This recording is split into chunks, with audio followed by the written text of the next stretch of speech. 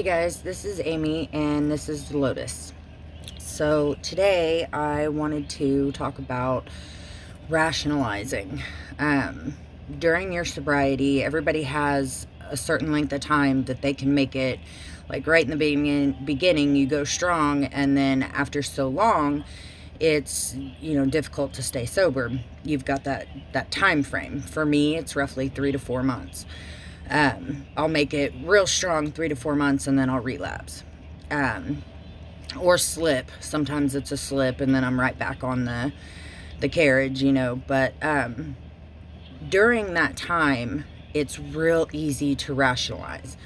So I'm going to share kind of what's going on with me today.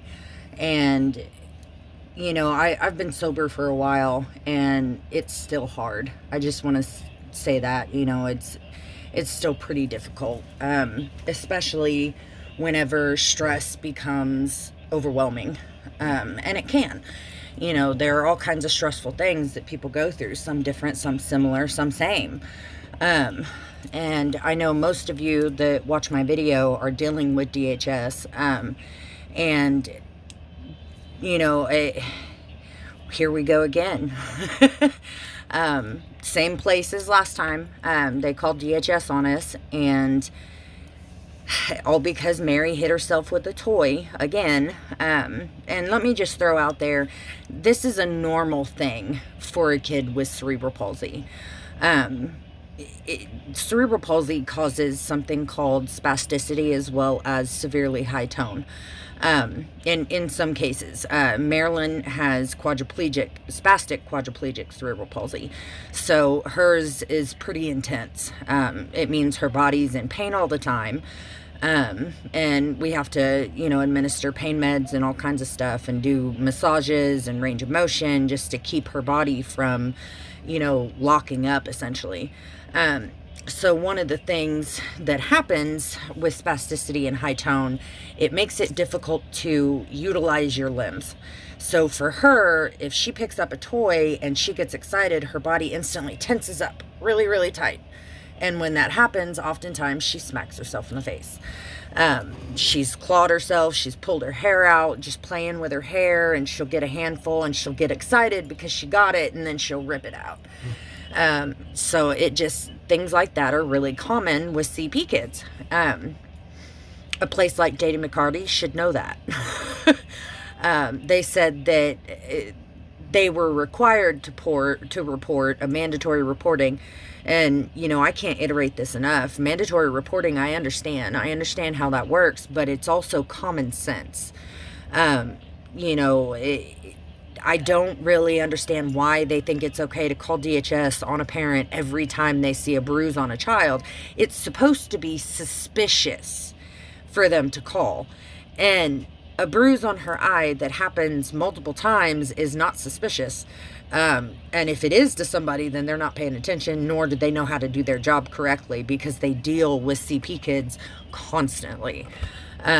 So this is what I'm dealing with right now. Luckily, I was able to get a hold of a caseworker and she shut it down real quick. Thank God. But during that 48 hours, my house has gotten kind of crazy. It's not filthy or anything. I don't have bugs or anything crazy like that. There's not rotting food or maggots or anything disgusting.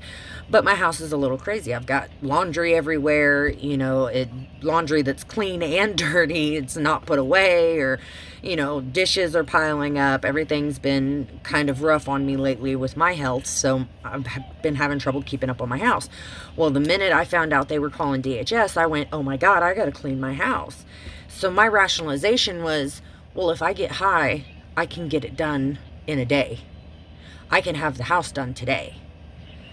But then I have to backtrack and say, no, you may get the house clean in a day, but you're going to open that door for you to be stuck in that hell again, in that chaos, in that darkness, and so for me, that's the delicate line that I have to walk there, because I could absolutely get the house clean in a day if I got high.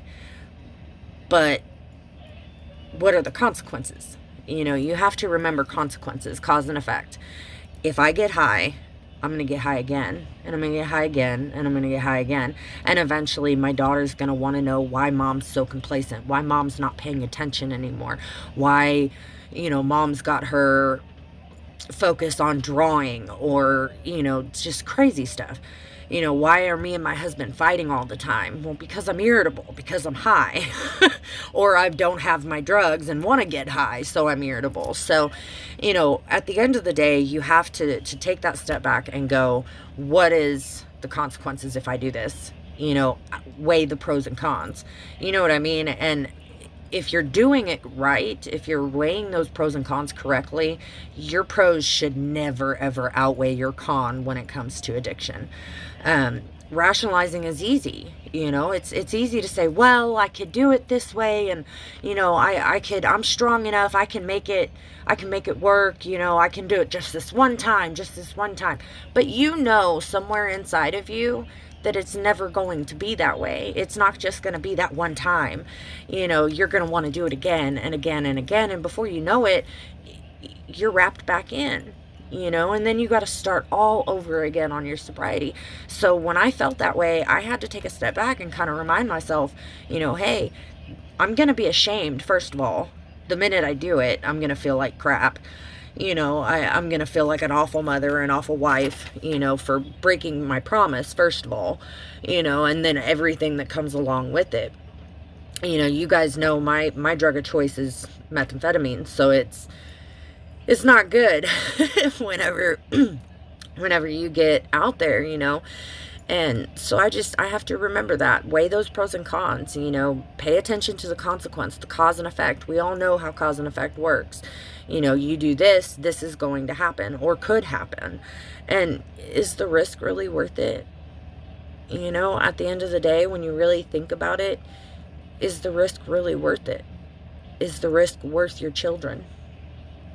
No, it's not. So I wish you guys luck, and I hope this helped.